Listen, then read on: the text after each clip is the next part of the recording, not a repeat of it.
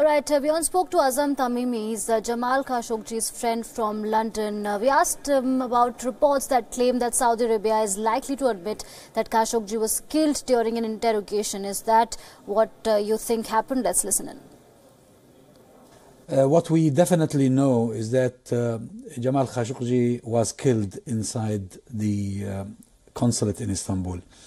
Now, according to the leaked information from the Turkish sources, he was interrogated, he was tortured, then killed, and some information say he was even dismembered. Now, were the Saudis trying to sedate him and kidnap him to Saudi Arabia? That's a theory, because that's what they did in about 8 previous cases or 9 previous cases, starting with Nasser al-Said in 1979, followed by the cases of several Saudi princes who were kidnapped from different locations and taken to Saudi Arabia. In this case, we are waiting for the final verdict from the Turks themselves. They have audio and video recordings of what was going on inside the consulate. We also asked Mr. Tamimi if that Khashoggi had maintained that if he goes back to Saudi Arabia, he will be killed. What made him so worried about his life?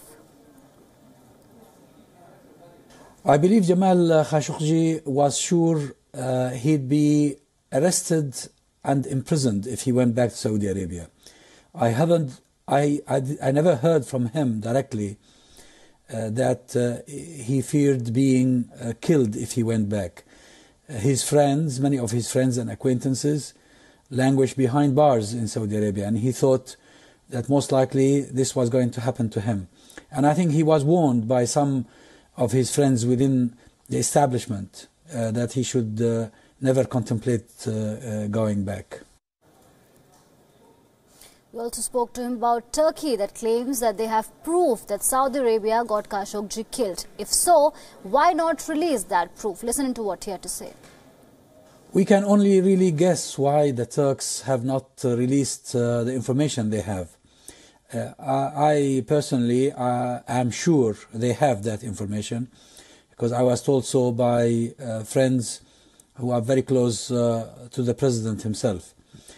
Now, one theory is that they needed actual criminal evidence, actual forensic evidence to support the story they had.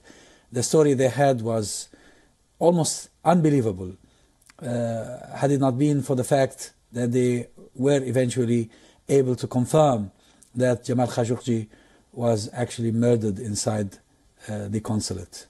I think the evidence they had was of an intelligence nature, and they didn't want to enter into controversy because of that.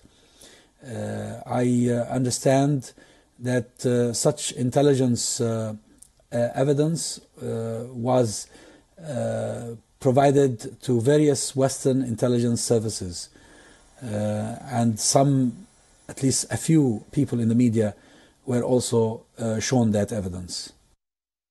We asked Khashoggi's friend, even if Saudi Arabia admits to his killing, what action do you think will they face, or will they get away with it? The Saudi officials may be hoping to get away with the crime that was committed inside the consulate in Istanbul. Of course, governments like the United States government, some European governments, some other governments around the world have important and vital interests with Saudi Arabia. And therefore it is possible, it is probable that they will try and find a way around it. But I can assure you that global civil society will never forget or forgive this brutal crime. And I think this is where the difficulty lies. It is inconceivable that Mohammed bin Salman, who I know ordered the killing, ordered the kidnapping, the torture and the killing, would be able to continue to sit at the top of the pyramid of authority in Saudi Arabia. If the Saudi monarchy, if the Saudi royal family wants to mend ways with the world, Mohammed bin Salman will definitely have to go, and those who obeyed his orders in committing that crime will also have to be punished. And we also asked Khashoggi's friend that, do you think America is trying to help Saudi Arabia save face in this situation?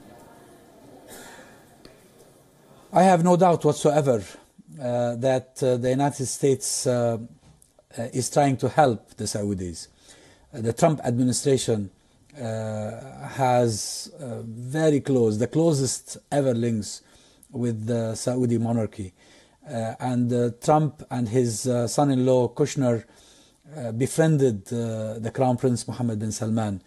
How they will manage this, it's really difficult for me to imagine, because the American media, the American civil society is waiting for them to really be stern and be decisive, since it has become clear Mohammed bin Salman and his henchmen were involved in this crime.